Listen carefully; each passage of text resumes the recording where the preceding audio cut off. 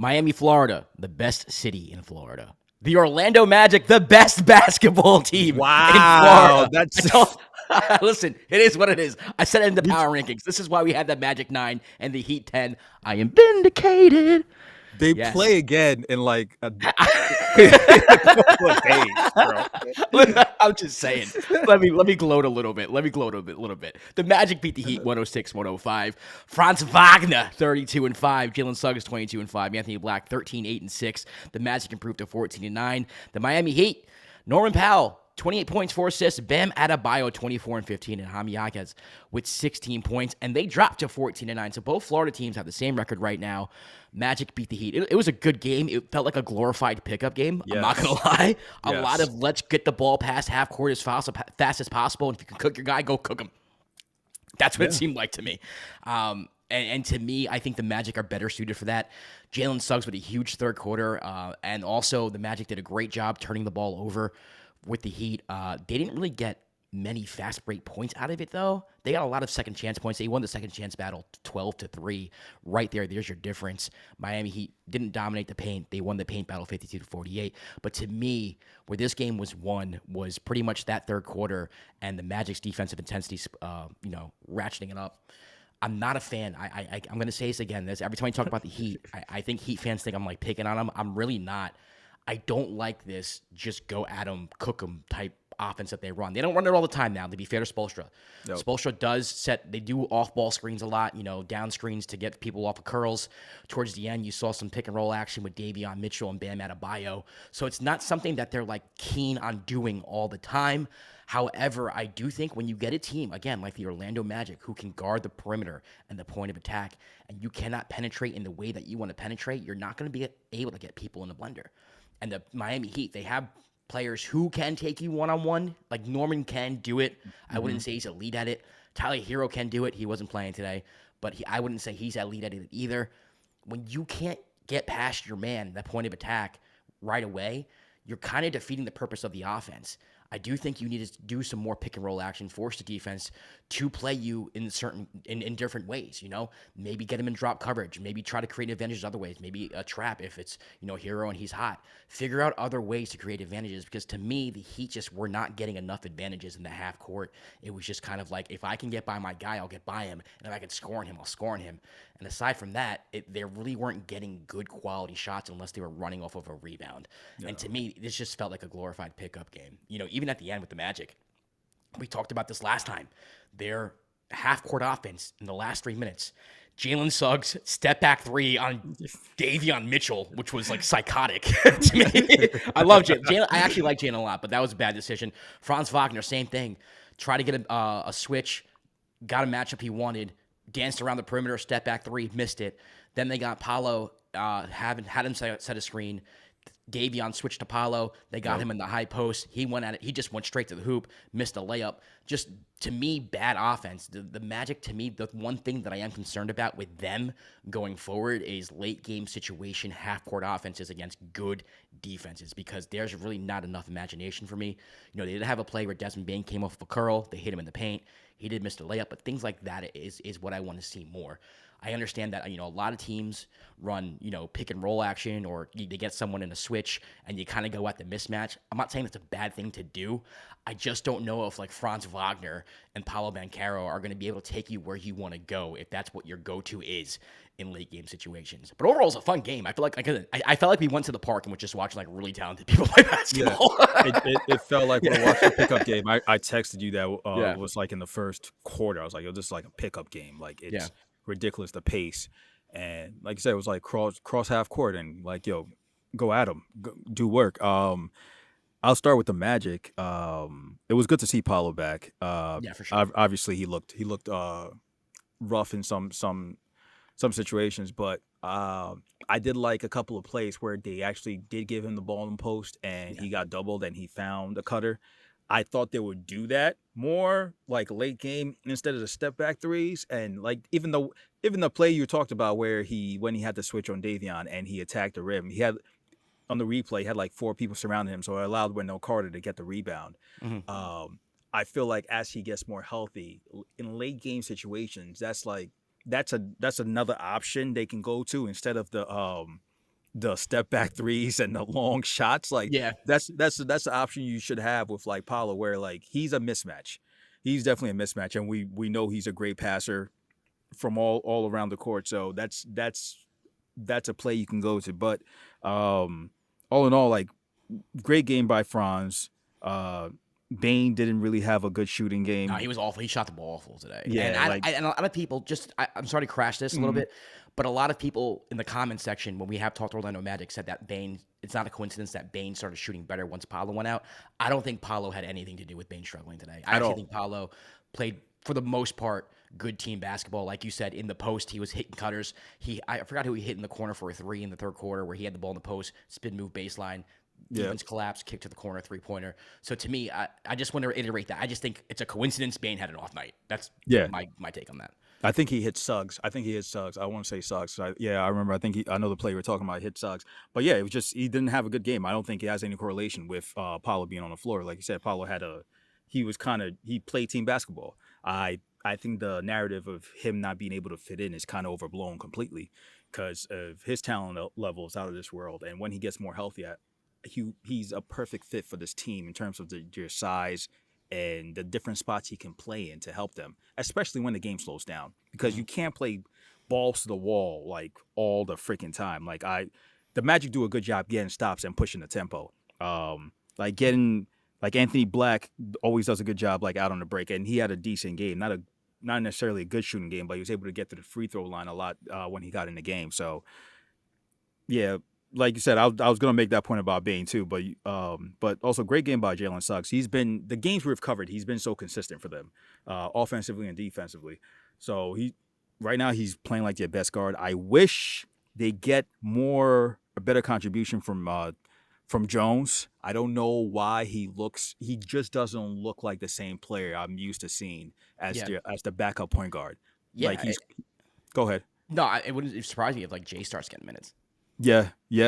So yeah, Jay's he got a little bit of minutes today, but he wasn't needed. But on the Magic side, yeah, as I think it was yesterday, or I saw the clips of today of it was Bam Adebayo and Norman Powell at a podcast, and they were talking about the Heat offense, and Bam was talking about how much he has to sacrifice, and he's cool with it. And Norman Powell actually said like he wants more pick and roll because it gives him the option of the lob to Bam or open layup for him.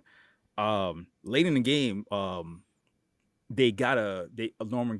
got a drive to the lane off a pick up from Bam, and you could also tell like the Magic didn't know how to guard it because they hadn't seen it all game. Yeah. So it affected that way. But yeah, no Tyler Hero, who always makes an impact, but Jaime has been playing well off the bench all season. The offense is I understand the concept of this offense, and it's gonna work against some teams just because it's such a high tempo, high scoring type offense. Like Norman Powell was just coming down the court and just going like launching and going to work, and he played well. It's just if you're caught up in a close game, there has to be some sort of like balance throughout the game. Like I feel like every game we have watched with the Heat has ended up being a close game, and their offensive process late in game has been rough. It's just been rough because it's just been like, okay, Go cook his ass. What? I'm sorry. Go cook his ass. We've been like, yeah, it's cool. It's fun to watch. Like you said, I was watching. I'm like, yo, this is crazy. Like it just the tempo of the game was crazy. There's a reason why they lead the league in scoring. But you play against a team like you said who has efficient defensive guards and all that. Like you're gonna end up in a close game. And then what's the process like? Maybe I guess games like this, you end up seeing more pick and roll with like Norman Powell and Tyler Hero was in the game that would have made a difference. But I don't know. I feel like maybe there's just a testing out process with this, and then maybe they'll proceed with changes because we know that Spoelstra is the type of coach that will make changes. He's not stubborn. Yeah. But so far, the games we have watched it's been kind of rough. Yeah, and I'll say to that too, like just say the Heat are completely healthy, right? Like, who's going to run the pick and roll? Like, because Davion Mitchell and Bam ran it at the end of the game, and no disrespect to Davion Mitchell, but he's not an elite pick and roll type player. I love his game. It's but, Hero. like, Hero and Bam have a great pick right. and roll So game. it's going to be Yeah. Hero and it's going to be Powell, but Yeah. is that something that you want to be a main cog in your offense? So I kind of understand the whole like, well, let's go with some other direction because we do have 3-point shooters, we are fast, we can run the ball. Let's do this way.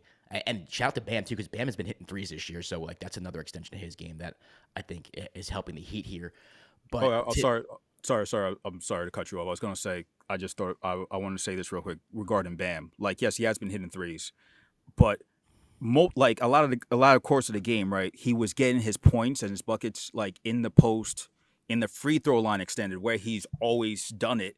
Like, run more plays for that that to be effective. But sorry to cut you off. I just that's want to great. say that And before I also, forgot. you can run offense through Bam in the post. Like they have different options. Yeah.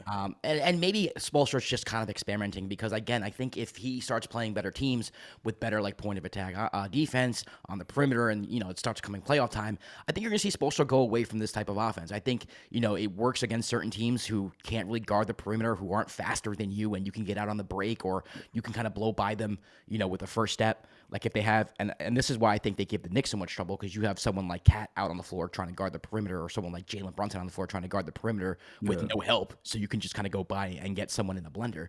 But when you have Anthony Black guarding you and Jalen Suggs guarding you, and Wendell Carter Jr. guarding you, it's different. It's just a different.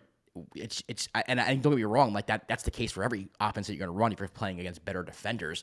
But you got to find a way to keep the defense honest and helping and recovering and moving and rotating.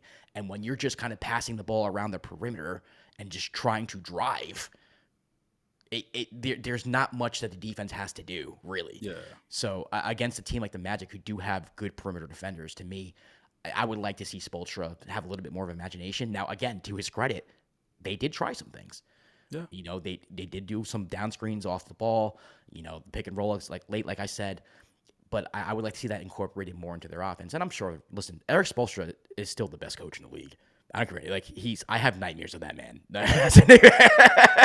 So Yeah. if he's not the best coach in the league, he's second or third. He's up there. I'm not worried about the Heat playing the brand of basketball that's going to maximize their roster by the time the playoffs comes. That's one thing. That's something I'll say about the Heat. So Heat fans, that's a compliment to me. Yeah. To you. To Magic fans, right? What is going like? Is there something weird going on with Wendell Carter this year? Like, I feel like Angel Reese was at the game. See that? I mean, that's what's up. But I feel like anytime the games we watch with the Magic, like he either gets in foul trouble really early, and like this game, right? He hit 3 shots. He was 3 for 5. Goga was 3 for 4. But it felt like Goga's like 3 for 4 was just more louder. I and love impactful. Goga, bro. I love Goga. I don't know what it. I feel like Goga gets in the game and he's getting like more like lob plays ran for him, and like I don't know, it feels like he gets more attention on the offensive side than Wendell does. Wendell seems like sometimes he's just kind of out there trying to figure it out. So I don't know if Magic fans, you let us know, is there something going on, or is he's fine and I'm just looking into it too much? Let me know. Yeah. I mean, also, you got to give credit to the Magic. I know I kind of picked on their late game offense there, but in general, like Franz Wagner was fantastic. In the same way the Heat were running and trying to score as fast as possible, and like the cook his ass offense, like you get a past half court and you like your matchup, go with it. Like Franz did that all game. Yeah. And so you got to give credit there. Anthony Black and Jalen Suggs turning the ball over in the third quarter, getting easy offensive baskets on the other end. So, there's a lot to like about the Magic as well. To me, the only thing that's concerning is the half-court offensive process towards the end of the games, which they have a whole half season to figure out. So, 3/4 of the season to figure out. So, I believe in this Magic team more than I believe in this Heat team. I think this Magic team is a bona fide playoff team. Not really sure about the Heat right now. Obviously, the record shows that they are, but things can change. This East is weird. But I would like to see when Hero and Bam are completely healthy and you get these guys playing pretty much every game. I like to see what Spoelstra does here because I have a feeling that Spoelstra is not going to rock this offense for the whole year, and I have a feeling that if any analytics come out like later in the year, also earlier in the year they ran this offense 90% of the time, and then by the end of the year it was like 50. Like it would not surprise me at all. It wouldn't surprise me at all. I like both teams. I'm not gonna pick one Florida over the I other don't one, dislike the Heat. like somebody did. Hold on, I'm not let gonna me pull just up, before I get I know, killed. yeah, I don't dislike the Heat. I don't. I know. And I love Miami, bro. Miami might be my favorite city in this country outside of New York.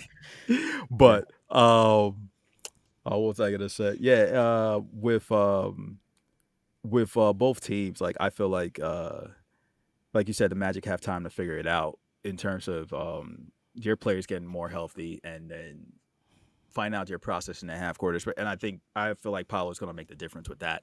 With the Heat, my faith in the Heat just happens to be they just need to get in the playoffs. That's it. Like I hate that I can't even argue that. Yeah, because it's true. Just get in the playoffs. If the Knicks get the 2 seed and the Heat get like the 7 seed, I'm petrified. I can't wait. I can't wait. That's gonna happen, isn't it? That's what's gonna happen. Yeah, probably. I hate this. All right. Well, the Magic beat the Heat 106-105. Listen, Kwab and I are going to be recapping more games, doing more full episodes. Drop a comment below. We will be taking crazy comments, funny comments, questions, all that, and be doing a segment about that as well. So make sure you do that. Subscribe, like the video, all that good stuff. We'll see you next time for an episode of The Dime. Peace.